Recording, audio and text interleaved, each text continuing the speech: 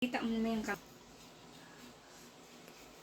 Magandang hapon po sa inyong lahat. Ako po si Tess Solicar Canyabano, ang inyong taga-vlog ng pagkain sa tuwing hapunan.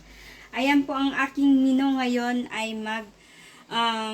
insalada ako ng talbos ng kamote mga ka-vlog. Ayan po.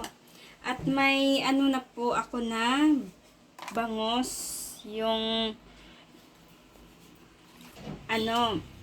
sinaing na bangos mga ka-vlog. Ayan po. Iinit ko na lang, steam ko siya. At ito po ang rekado ng aking insaladang talbos ng kamote mga ka-vlog. Kamatis, luya, sibuyas at sibuyas dahon. At sabayan ko na rin siya ng magpiprito ako ng isdang galunggong po mga ka-vlog. Ayan po mga ka-vlog, ang aking menu ngayong araw na to ay ang talbos ng kamote mga ka-vlog.